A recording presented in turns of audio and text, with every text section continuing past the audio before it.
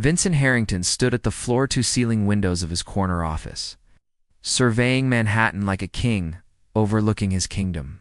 At 42, he had built Harrington Global Industries from a small investment firm into a multinational empire.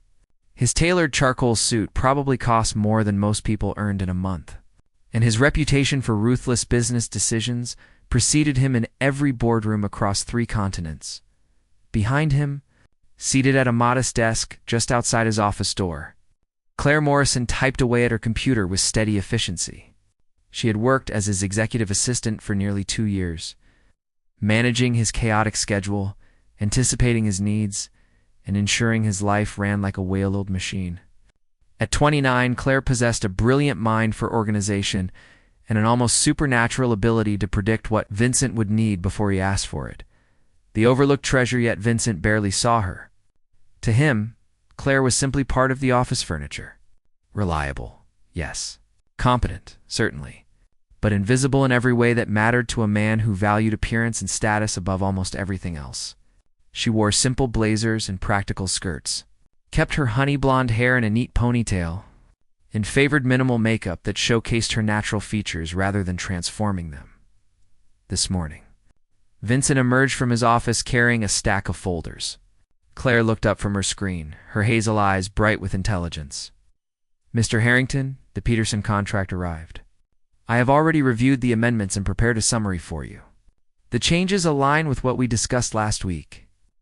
Vincent barely glanced at her as he dropped the folders on her desk. "Fine. Handle it.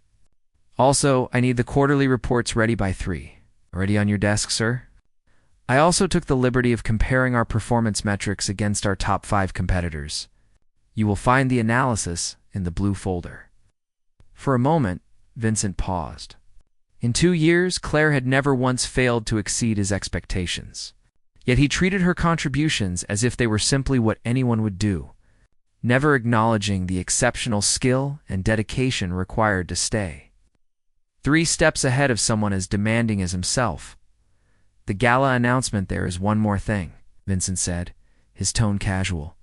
"The Metropolitan Arts Foundation Gala is next Saturday. I need you there to coordinate with the venue staff. These events always have last-minute disasters."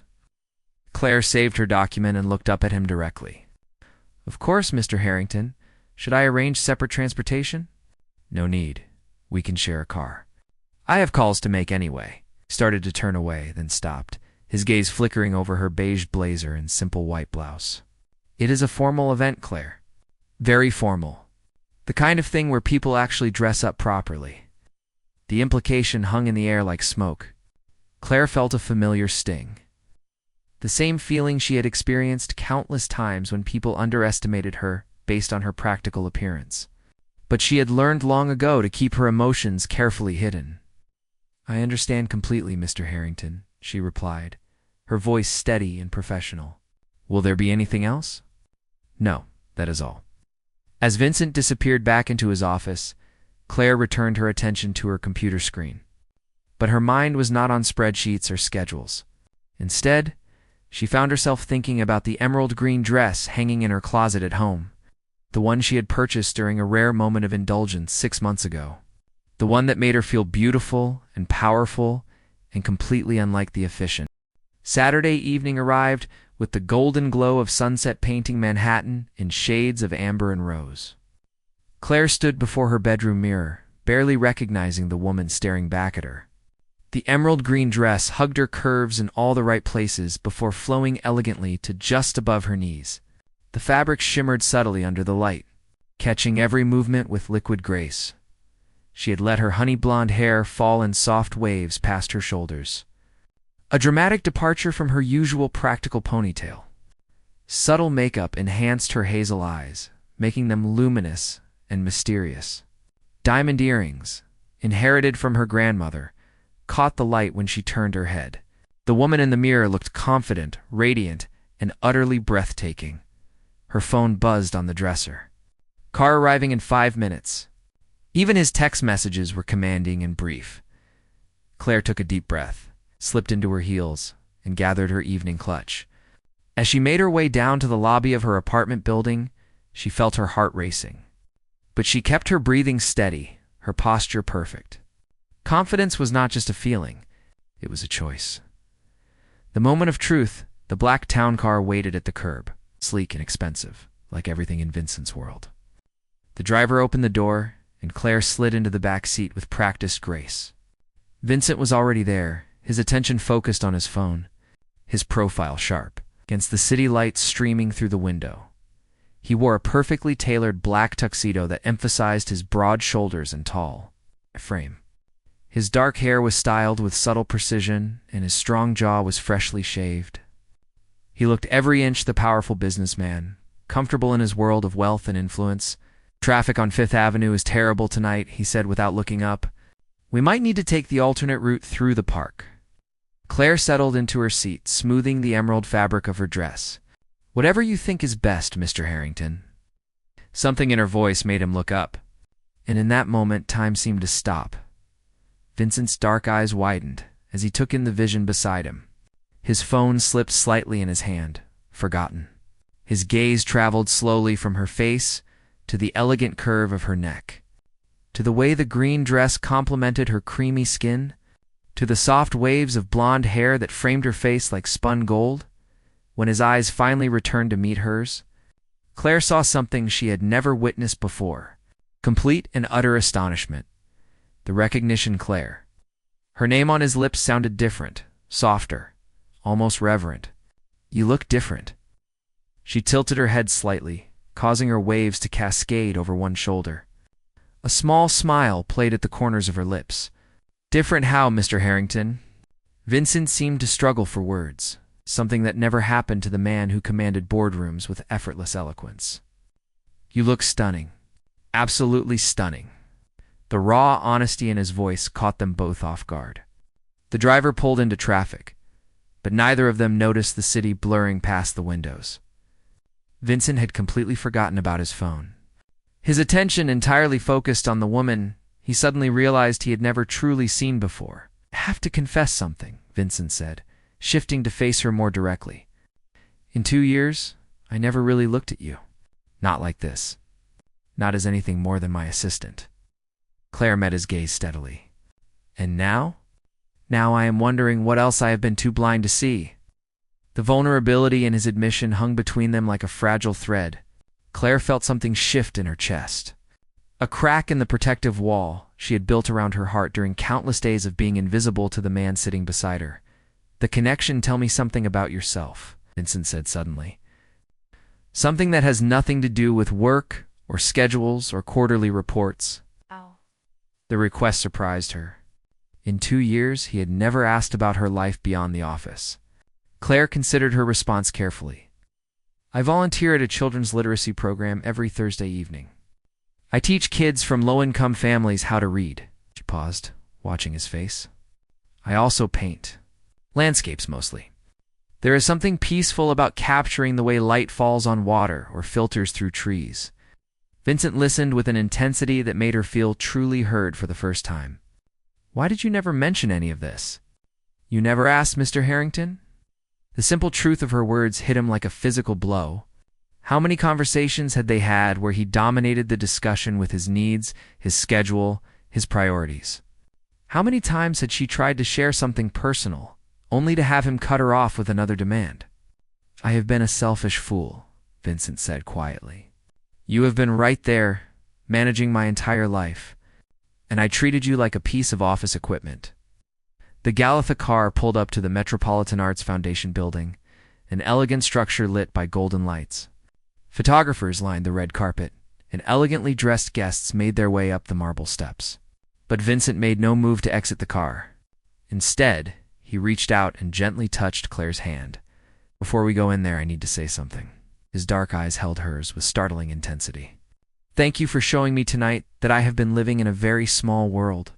You are extraordinary, Claire, and I should have seen that a long time ago." Claire felt tears threatening at the corners of her eyes, but she blinked them back. "We should go inside. People are waiting." As they stepped out of the car together, Vincent placed his hand on the small of her back, a gesture that was both protective and intimate. The touch sent electricity through Claire's entire body, but she maintained her composure as they walked up the red carpet. The photographers immediately began snapping pictures, their cameras focusing on the striking couple, Vincent Harrington, Manhattan's most eligible bachelor, and the mysterious woman in green who looked like she had stepped out of a fairy tale. The dance inside the gala. The ballroom glittered with crystal chandeliers and elegant decorations. Hundreds of guests mingled, their laughter and conversation creating a sophisticated symphony. But Vincent barely noticed any of it. His attention remained fixed on Claire as they moved through the crowd. Foundation directors and board members approached to greet Vincent. But for the first time in his professional life, he kept his conversations brief. He introduced Claire not as his assistant, but simply as Claire Morrison, giving her a presence and importance that surprised everyone, including her, when the orchestra began playing. Vincent turned to her with an expression that was almost nervous. "Would you dance with me?" Claire placed her hand in his, and he led her onto the dance floor. As they began to move together, everything else faded away. The crowd, the cameras, the business obligations. All that existed was the space between them, charged with possibility. "I have been thinking," Vincent said softly, as they swayed to the music, "about how lonely my life actually is. I have money, success, power, but I come home to an empty apartment every night. I have dinner alone. I wake up alone. And I never let myself feel it because I was too busy chasing the next achievement." Claire looked up at him, seeing past the confident exterior to the vulnerable man underneath. "Success means nothing if you have no one to share it with." "No," Vincent agreed. "It does not." The kiss as the music swelled.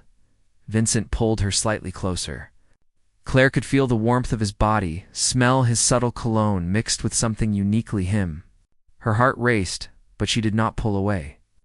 "Claire," Vincent whispered, his voice rough with emotion, "I know I have no right to ask this. I know I have been blind and foolish. But would you give me a chance to know you? The real you?" Before she could answer, before she could think about all the reasons this was complicated and potentially disastrous, Vincent lowered his head and kissed her. The kiss was gentle at first, tentative, as if he feared she might disappear. But when Claire responded, when her arms moved up to circle his neck, the kiss deepened. It was filled with 2 years of unspoken longing, of missed opportunities, of suddenly seeing each other for the first time. When they finally pulled apart, both breathing heavily, the ballroom had gone silent around them. Everyone was staring at Vincent Harrington, kissing a woman with such raw emotion that it was impossible to look away. But Vincent and Claire did not notice. They were lost in each other's eyes, in the realization that everything had just changed forever. Sunday morning sunlight filtered through the curtains of Vincent's penthouse apartment, casting golden rays across the hardwood floors. He stood at his kitchen counter, making coffee with uncharacteristic nervousness. The events of last night played through his mind like a beautiful dream, feared would evaporate in the harsh light of day. The kiss, that earth-shattering, soul-awakening kiss that had happened in front of hundreds of people. The way Claire had looked at him afterward, her hazel eyes wide with surprise, and something else he desperately hoped was hope. They had left the gala early, but Vincent had been a gentleman, ensuring Claire got home safely before returning to his empty apartment to contemplate how spectacularly his entire worldview had shifted in a single evening. His phone buzzed on the counter. A text from his business partner, Thomas. "Saw the photos from last night? Who is the mystery woman? She's stunning." Vincent smiled despite himself. Mystery woman. Claire had been right there in front of him for 2 years, and he had been too blind to see her. How many other things had he missed in his relentless pursuit of success? How many moments of beauty, connection, and genuine human warmth had he walked past without noticing? He picked up his phone and typed a message to Claire, then deleted it. Typed another. Deleted that one too. What could he possibly say that would capture the profound shift happening inside him? The professional mask Monday morning arrived with typical urgency. Vincent reached his office early, something he rarely did. He wanted to talk to Claire before the chaos of the day began, to understand where they stood, to see if the magic of Saturday night could survive in the fluorescent-lit reality of the workplace. But when Claire arrived at exactly 8:30, as she always did, she was the picture of professional composure. Her honey blonde hair was back in its usual neat ponytail. She wore a simple gray suit with a white blouse. Her makeup was minimal. It was as if the goddess in the emerald dress had been a vision, and this was the reality. "Good morning, Mr. Harrington," she said, her voice perfectly cordial and professional. "I have your schedule prepared. The Tokyo conference call is at 9, followed by the marketing team review at 10:30. Vincent felt something twist painfully in his chest. "Claire, about Saturday night?" She looked up from organizing files on her desk, her hazel eyes unreadable. Saturday night was lovely. The gala raised over $2 million for the Arts Foundation. "Your speech was very well received. That is not what I mean, and you know it." For a moment, something flickered across her face. Vulnerability, fear, longing, but then the professional mask slipped back into place. "Mr. Harrington, we both have a lot of work to do today. Perhaps we should focus on that." Vincent wanted to argue, to break through the wall she had erected between them, but his 9 o'clock call was already coming through, and the day swept them both into its relentless current. The pursuit over the following days. Vincent found himself doing something completely foreign to his nature. He pursued Claire, not with grand gestures or expansive gifts, but with genuine interest in who she was beneath the efficient, insistent exterior. He started bringing her coffee in the morning, remembering that she preferred vanilla lattes with an extra shot. He asked about her volunteer work with the literacy program and listened when she talked about the children she was teaching. He inquired about her paintings and seemed genuinely interested when she described her creative process. Claire remained cautiously professional, but Vincent could see the walls beginning to crack. Small smiles when he remembered details she had mentioned. A softening in her eyes when he asked thoughtful questions. A moment of laughter when he made a self-deprecating joke about his own blindness. Wednesday afternoon, Vincent did something he had never done before. He left the office at 3:00. Claire looked up in surprise as he grabbed his coat. "Mr. Harrington, you have the Henderson meeting at 4. Reschedule it. Tell them something came up." Paused at her desk. "Actually, something has come up. You. I have missed 2 years of knowing you, Claire. I do not want to miss another day." Before she could respond, he was gone, leaving Claire staring after him with her heart pounding against her ribs. The confession, Thursday evening. Claire was at the community center teaching her literacy class. 8 children sat around her in a circle, struggling through picture books with varying degrees of success. She was helping a shy 6-year-old boy named Marcus sound out words when she sensed someone watching from the doorway. Vincent stood there in casual clothes, jeans and a sweater instead of his usual expensive suit. He looked younger somehow, more approachable, and he was watching her with an expression of such tender admiration that Claire felt her breath catch. When the class ended and the children had been picked up by their parents, Vincent approached her slowly. "You are incredible with them," he said softly. "The way you make each child feel seen and important. The patience you show when they struggle. It is beautiful to watch." Claire began gathering the books, using the activity to hide her trembling hands. "What are you doing here, Vincent?" It was the first time she had used his first name, and he felt it like a gift. "I needed to see this part of your life. To understand who you are when you are not managing my schedule or fixing my mistakes." He moved closer, his voice dropping to barely above a whisper. "Claire, I have been thinking about that kiss every moment since it happened. Wondering if you felt what I felt. Hoping that maybe, despite everything I have done wrong, you might give me a chance." The walls come down. Claire set down the books and finally looked at him directly. "Do you know why I wear simple clothes to work? Why I keep my hair in a ponytail and wear minimal makeup?" Vincent shook his head, giving her his full attention.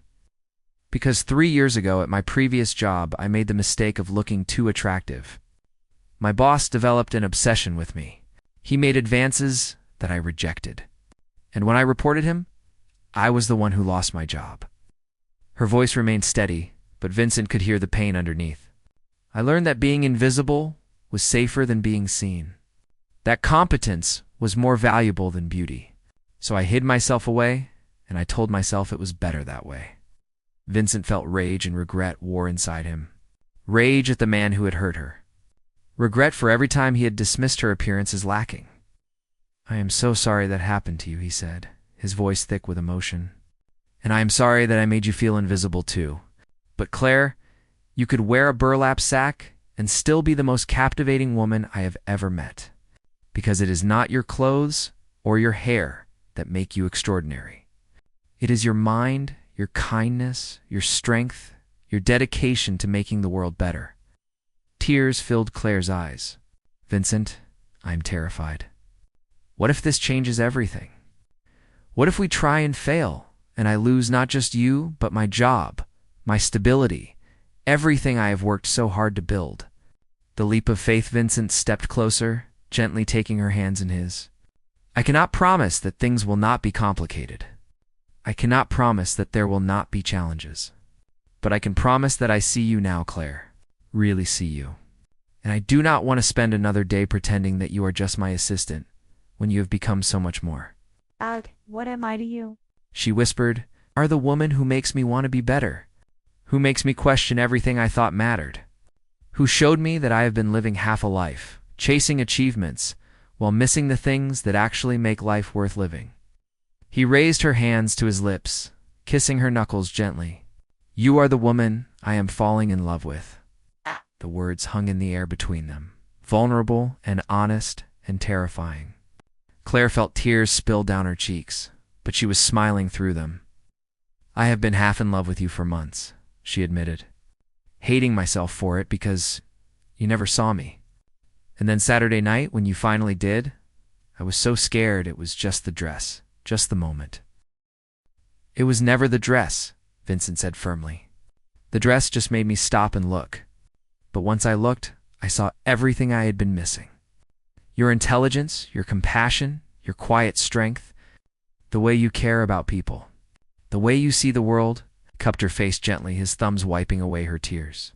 "I saw you, Claire, the real you, and I am never going to be blind again." "The choice, so what do we do now?" Claire asked, her voice trembling with hope and fear. Vincent smiled, and it transformed his entire face. Gone was the hard, calculating businessman. In his place stood a man who had finally found something worth more than money or power. Now we take it one day at a time. We figure out how to navigate this together. Maybe you stop being my assistant and become my partner in a different way. Maybe we face the gossip and the complications and the challenges together. He leaned his forehead against hers. Or maybe we just start by having dinner together. As two people who want to know each other better. As two people who are brave enough to choose love over fear. Claire felt the last of her walls crumble. She had spent years protecting herself, hiding her light, playing it safe. But Vincent was right. Love required courage. It required risk. And maybe, just maybe, it was worth it. "I would love to have dinner with you," she said softly. Vincent kissed her then, gentle and sweet and filled with promise. It was not the passionate kiss of the gala, swept up in the moment. This was something deeper. A choice. A commitment. The beginning of something real. When they pulled apart, both were smiling. The new beginning, 3 months later. Claire walked into Harrington Global Industries wearing a beautiful navy dress and her hair flowing loose around her shoulders. She no longer worked as Vincent's assistant. She had taken a position in the company's charitable foundation, using her organizational skills and genuine compassion to make a real difference in the community. Vincent's new assistant, a competent man named Jonathan, greeted her warmly as she passed his desk. Through the glass walls of Vincent's office, she could see him on a conference call. When he spotted her, his entire face lit up. He held up one finger, indicating he would just be a minute, and Claire smiled. Settling into one of the waiting area chairs, she pulled out her tablet and began reviewing the proposal for a new literacy program the foundation wanted to launch. When Vincent finally emerged, he did not just greet her with words. He pulled her to her feet and kissed her soundly, right there in front of the office staff, who had long since grown accustomed to their boss's transformation. "Ready for lunch?" he asked, his arm around her waist. "Always," Claire replied, as they left the office together. Walking side by side as equals and partners, Claire reflected on how much had changed. Vincent had learned to see beyond appearances, to value substance over surface. He had become more patient, more thoughtful, more present in his own life, and she had learned that being seen did not make her vulnerable. It made her powerful. That love was not a weakness, but a strength. That the right person would never make her feel like she had to hide her light. The kiss at the gala had been just the beginning. The real love story was everything that came after. The choice to be brave, the decision to trust, the daily commitment to see each other truly, deeply, and completely. Vincent had questioned everything he believed. And in doing so, he had found something far more valuable than any business deal or financial success. He had found love. Real, transformative, soul-deep love. And it had been there all along, just waiting for him to finally open his eyes. The end.